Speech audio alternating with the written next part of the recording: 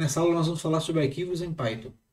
Até agora, os dados todos que a gente trabalhava nos nossos programas, eles desapareciam quando acabava o programa, né? A gente até trabalhou com os testes ali, os testes ficam meio que fixos no programa, mas quando você quer fazer um programa um pouco mais útil, você vai ter que ter algum tipo de entrada de dados. E essa entrada de dados, ou o usuário vai digitar via teclado, ou você vai importar essas informações de alguma forma. Ou você vai ler pela rede, você vai ler de uma página web, né, de um outro servidor em algum lugar, ou você pode ler também localmente a partir de um arquivo. E é uma forma muito comum você ler arquivos texto, ler arquivos de outros formatos de texto também, como o CSV, né, um arquivo do Excel, um arquivo JSON, um XML, enfim. Para a gente começar, então, a entender um pouco sobre essa questão de ler arquivos, né, de ler informações que estão armazenadas, gravadas num disco, a gente vai começar com arquivos texto bem simples, bem básicos. Né? Vamos começar com a leitura de um livro. Né? Tem muitos livros disponíveis na internet. Tem um projeto chamado Projeto Gutenberg, que tem vários livros lá de domínio público que você pode baixar e ler gratuitamente, inclusive tanto no formato texto quanto PDF, no formato do Kindle, EPUB e outros formatos, e você pode ler gratuitamente, a grande maioria também em inglês, mas estão lá disponíveis. A gente vai ler um arquivo texto desse e vai manipular esse arquivo. Então, no nosso exercício, para ilustrar isso, a gente vai ler esse arquivo, vai limpar as informações. Limpar é o que? É tirar caracteres de acentuação, é tirar símbolos de pontuação, colocar tudo em letra minúscula, no nosso caso, ou maiúscula, também tanto faz. E a partir daí a gente vai ver, por exemplo, quantas vezes uma palavra ocorre dentro desse texto, né, que a gente chama de frequência das palavras, e também vamos ver quantas vezes as letras ocorrem, a frequência de letras. É só para ilustrar, mas frequência de letras é algo bastante comum de se usar, por exemplo, em criptografia, coisa assim, para detectar também idioma. Né? Por exemplo, a gente sabe que a letra mais comum no português é o A segunda provavelmente é o E, né? No inglês, se não me engano, a mais comum é o E, depois vem o T.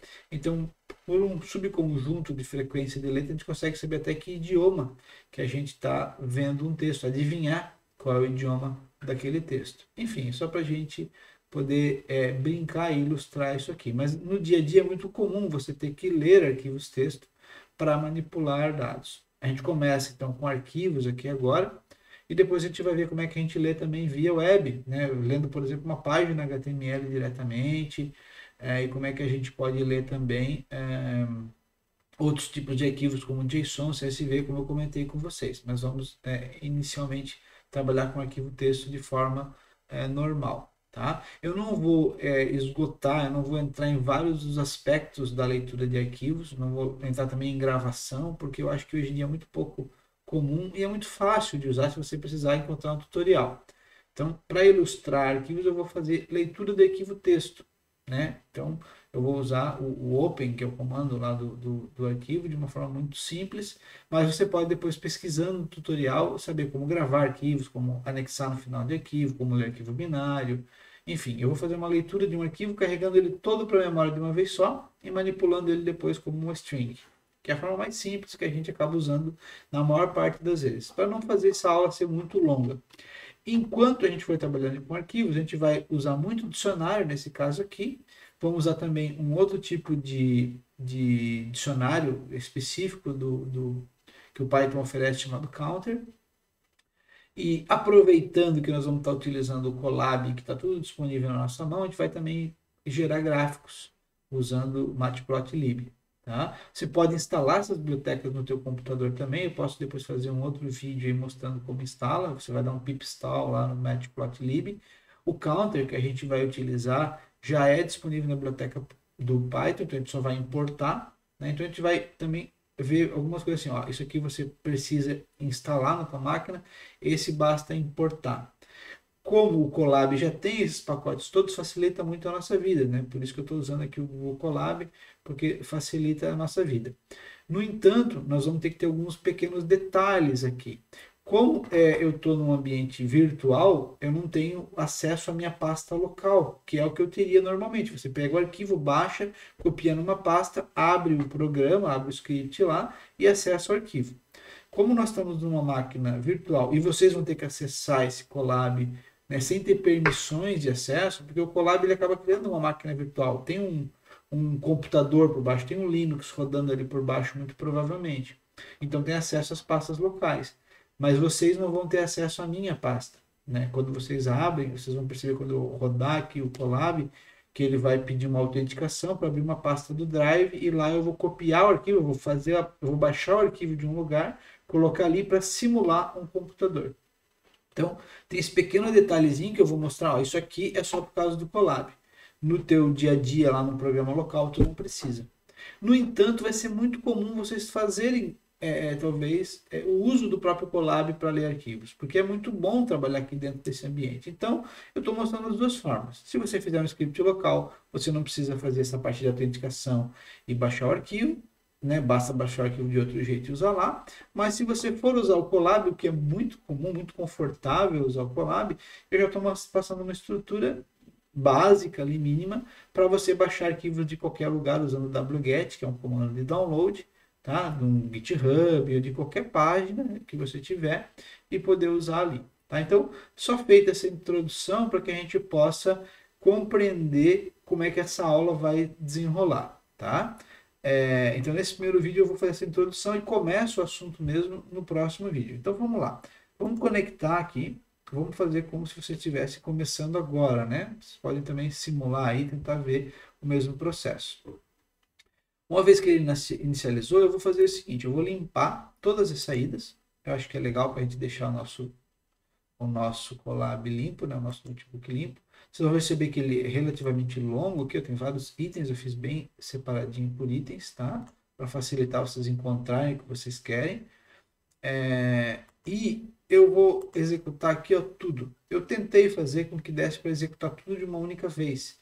Tem umas partes ali que você pode interagir, né? Eu botei um input no meio para você digitar um texto, mas eu deixei comentado, propositalmente para poder rodar ele todo de uma vez. Então eu vou mandar executar tudo.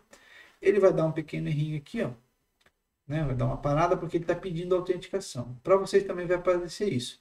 Você vai clicar aqui, ele vai pedir ele vai perguntar qual conta você vai usar. No caso, eu vou usar a minha conta do IFC.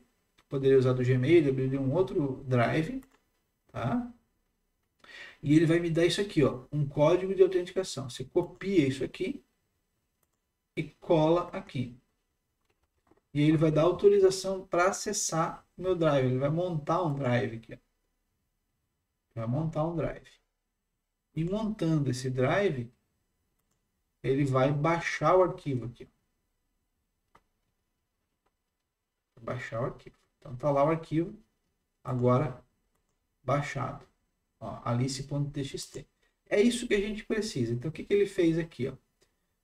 Vamos entender. Ele importou o Drive, né? Google Colab importou o Drive, tentou montar, pediu autenticação, e aí ele veio para essa parte aqui. Ó. Aqui eu estou importando o módulo OS, é um módulo de interação com o sistema operacional, e ele está fazendo o seguinte: verifica se existe o arquivo alice.txt. Se existir, né, por exemplo, se eu rodar de novo aqui, ó, ele vai dizer o seguinte, ó, arquivo já existe e não será baixado. Tá aqui, ó. Se não, ele vai dizer, o arquivo não existe, baixando, e daí ele vai fazer aqui ó, uma chamada do sistema operacional. wget, o caminho, que é o arquivo, né, o arquivo está nesse caminho aqui, lá no projeto Gutenberg, eu vou mostrar para vocês esse caminho aqui, só para vocês entenderem como isso funciona. Aqui. É um arquivo texto simples, ó, tá? Se eu tirar isso aqui, consegue entrar no projeto em si, tá? E aí aqui a gente consegue ver, deixa eu ver, tem uma lista com todos os livros aqui, ó. Só rapidinho para a gente poder entender um pouco. Os mais populares, por exemplo. O Alice no País das Maravilhas é o terceiro mais popular, que foi o que eu escolhi. Mas tem um monte de livros que você pode escolher. Ao escolher o livro, você pode escolher qual é o formato, né? Como eu falei, EPUB, Kindle. Eu escolhi esse Plain Text aqui, ó. Você pode ver lá embaixo, na linha lá, ó. Tá lá o nome do arquivo, tá? Foi isso que eu fiz basicamente. O arquivo então está baixado. E a partir de agora, eu vou rodar de novo aqui, ó. Executar tudo. Ele vai conseguir executar todo o Colab, todo ele. Então, até o final, ele vai estar rodando, você vai perceber que tem um gráfico aqui no final, ó, os gráficos. Então, ele está todo executado. O que eu fiz então, resumindo? Eu consegui simular aqui no Colab uma máquina local. Eu consegui baixar um arquivo texto, né, de algum local, e agora eu vou ler esse arquivo, que é o que a gente vai fazer a partir de agora. Eu vou ler esse arquivo localmente, vou abrir, vou carregar na memória numa string e vou manipular. Você vai perceber então que daqui para frente a manipulação de arquivos ela é muito parecida com uma manipulação de qualquer outro tipo de dados, né? Só tem que ter esses cuidados de ver se o arquivo existe, se tem permissão. Nós estamos agora interagindo com o sistema operacional. Se for gravar o arquivo também, dizer em qual local. Aqui, por exemplo, ele pegou no caminho local. Se eu não quisesse no caminho local, eu teria que botar qual é a pasta, eu teria que informar o caminho completo desse arquivo, né? Dizer qual é a C2 barra documentos, né? Ou barra home, barra marco, né? Eu teria que dar todo o caminho aqui desse arquivo para poder acessar. Então, nós estamos agora lendo arquivos e poderíamos também estar gravando arquivos lá direto no sistema operacional, então exige aí uma certa interação, por isso que eu usei aqui o nosso OS, tá bom? E aqui, então, eu faço ó, a abertura do arquivo. Então, eu usei o comando if para definir um contexto.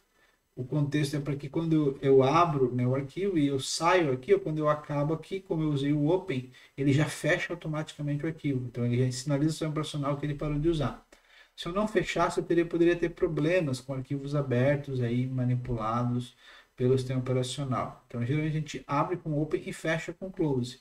Mas quando eu uso o if, ele já sabe. Dentro aqui, ó, o arquivo mantém aberto. Quando eu saio, ele já sabe que esse recurso tem que ser finalizado. Então, eu dei um open alice.txt as file.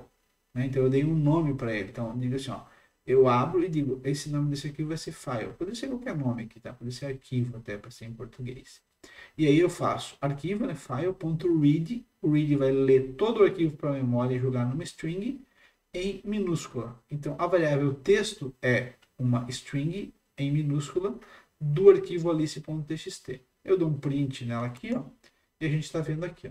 Aqui vai ter um monte de símbolos de caracteres esquisitos aqui e tal, né? Barra N que é pular linha, barra T talvez tiver tabulação, tem símbolos de pontuação, mas enfim, o que é importante é que está todo aquele arquivo que a gente viu aqui, ó, todo esse arquivo, só que, claro, tem caracteres escondidos que não aparecem aqui, mas todo esse arquivo está aqui dentro, contido aqui nessa variável string. Tá? Ele leu, ó, 164.047 caracteres, né, o len desse texto. Tá? Então, basicamente, o que a gente fez aqui até agora foi isso. A gente preparou o ambiente para carregar o arquivo. De novo, como eu falei, se for lá no sistema operacional, você não precisa fazer isso, né? Você não precisa fazer essa parte inicial ali, porque o arquivo já vai estar lá. Você vem direto para essa linha aqui, ó, e faz só isso aqui lá no teu programa, tá? E vai funcionar, ok? Tem outras formas de ler arquivo, além do read, tem o read lines, né? Tem o read line, você usaria um for, tem outras formas de ler. Eu gosto de ler com read porque eu já carrego tudo para memória. A não ser que o arquivo seja muito, muito grande, essa é uma forma bem interessante de fazer, porque facilita.